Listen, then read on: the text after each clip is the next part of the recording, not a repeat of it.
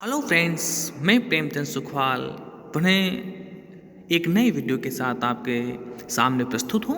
और उस वीडियो का शीर्षक है रसखान। रसखान का जन्म 1548 ईस्वी में हुआ और इनकी मृत्यु 1628 ईस्वी में हुई। रसखान हिंदी में कृष्ण काव्यधारा के मुख्य कवियों में गिने जाते हैं। रसखान के काव्य में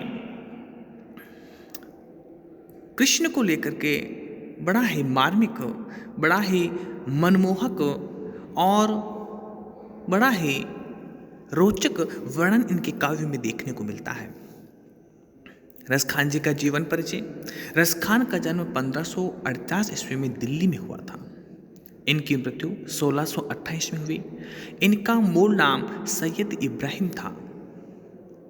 इसका उल्लेख 252 विष्णु की वार्ता में मिलता है कि रसखान के जन्म और मृत्यु संबंधी जो सन आए हैं, इसकी जानकारी हमें नाभा दास है और उनका ग्रंथ है 252 विष्णु की वार्ता से प्राप्त होता है।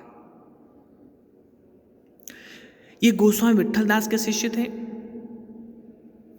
इनके जीवन के विषय में एक दोहा बड़ा प्रसिद्ध है। देख गदर हित साहेबी दिल्ली नगर मसान, छीने ही बादशाह वंश की ठसक छोड़ी रसखान। प्रेम वाटिका। 1614 ईस्वी में इनकी एक रचना आई थी जिसका नाम था प्रेम वाटिका, और उस प्रेम वाटिका के अंदर से लिया गया ये दोहा है। इस दोहे में कवि रसखान कह रहा है कि जब दिल्ली में घमासान मचा हुआ था, जब दिल्ली के अंदर नरसंहार हो रहा था, उस समय दिल्ली एक नगर से मसान बन गई थी। उसी समय जब बादशाह की बादशाहत मतलब खतरे में पड़ी थी, उसी समय मैं रसखान इस दिल्ली को छोड़ करके, दिल्ली के इस ठिकाने ठसक को छोड़ करके मैं कहाँ चला आया? वृंदावन चला आया। और वहाँ वृंदावन लौट करके आते हैं और वृंदावन आकर के गोस्वामी विट्ठल नाथ जी से ये क्या कर लेते हैं? वल्लभ संप्रदाय की दीक्षा लेते हैं और कृष्ण की भक्ति में लीन हो जाते हैं। रसखान की रचनाएं, रसखान की 3 रचनाएं बड़ी प्रसिद्ध हुई है। उसमें संकलन सुजान है और संकलन सुजान में 181 सवैयाँ हैं, 17 कवित हैं, 12 दोहे हैं तथा 4 सोलठे हैं। दूसरी आपकी रचना प्रेम वाटिका है। 1614 ईस्वी में इसका प्रकाशन हुआ था। इसमें 53 दोहे हैं और इसमें राधा और कृष्ण को माली और मालिन मानकर प्रेमो उद्यान का सूक्ष्म वर्णन किया गया है। कहने का मतलब यह है, प्रेम वाटिका के अंदर राधा को मालिन माना गया है, कृष्ण को माली माना गया है, और माली और मालिन मान करके फिर उस प्रेम वाटिका मतलब एक उद्यान है, उसमें इस प्रेम के व्यापार का सूक्ष्म और मनमोहक चित्रण किया गया है। आपकी तीसरी रचना दान लीला है।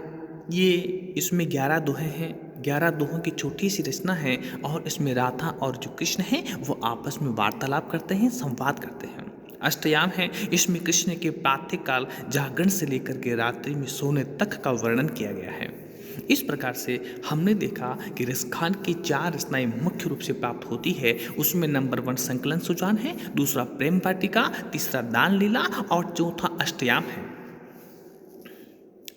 अब रसखान के काव्य की क्या क्या विशेषताएं हैं? ये कृष्ण काव्यधारा के संप्रदाय निरपेक्ष कवि हैं। ये किसी संप्रदाय विशेष को मानने वाले कवि नहीं हैं, ये संप्रदाय निरपेक्ष कवि हैं। ब्रज भाषा के मर्मज्ञ कवि हैं। इनके काव्य में ब्रज भाषा का बड़ा ही मनोहर रूप, बड़ा ही सटीक रूप देखने को मिलता है, जो हृदय को आनंद अतिरिक्त भर दे। तीसरी विशेषता, भारतेंदु बाबू हरिश्चंद्र ने रसखान की कविता को देख करके कहा था, इन मुसलमान हरिजन पर कोटिक हिंदू वारिये। भारतेंदु हरिश्चंद्र क्या कह रहे थे? उन्होंने कहा कि मैं इन मुसलमान हरिजन का मतलब होता है कृष्ण भक्त के ऊपर करोड़ों हिंदुओं को न्योछावर कर सकता हूँ। सवैया इनका प्रिय छंद था।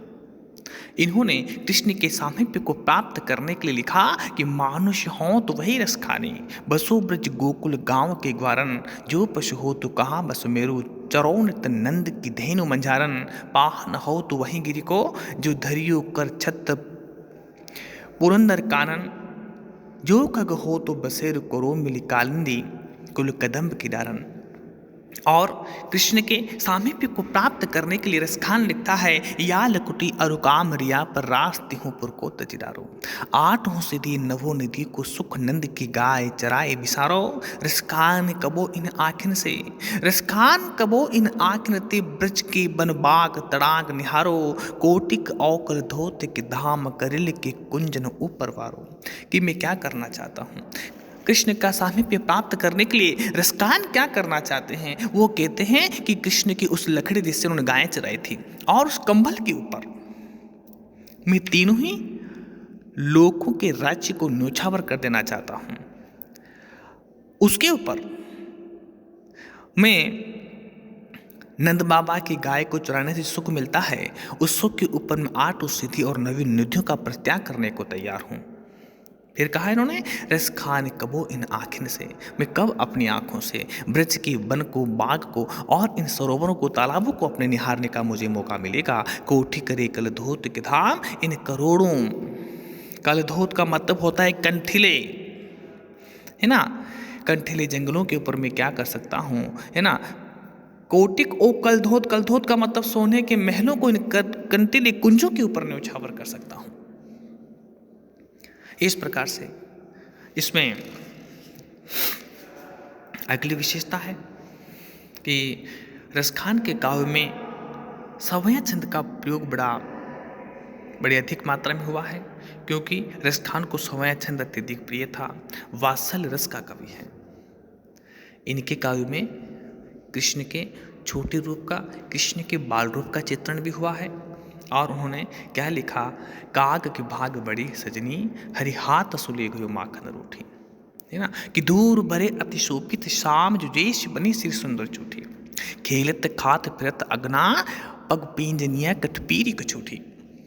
कि कृष्ण धूल से सना हुआ बालक है और धूल से सने हुए कृष्ण बालक के मस्तिष्क के ऊपर चोटी बालों की वेणी बंधी हुई है, वो बड़ी सुशोभित हो रही है। उसको देखकर कवि कल्पना करता है ना, कि ऐसे सुंदर बालक को देख करके कवि कह रहा है कि वो खेलता हुआ और अपने मुख में कुछ न कुछ खाता हुआ है, और उसके पैरों में पाजेब हैं, उसने पीला जबना पहन रखा है, हाथ में माखन रोटी है, और उस माखन रोटी को लेकर के जब एक कौवा आता है और लेकर के चला जाता है, कवि कहता है कि उस कौवे का भाग्य बड़े सजनी है, बहुत मतलब अच्छे भाग्य वाला है वो कवि, वो कौवा। तो इस प्रकार से वात्सल्य रस के कवि हैं। इसी के साथ आपका रसखान कंप्लीट होता है। पुनः अपन नए वीडियो के साथ पुनः मिलते हैं।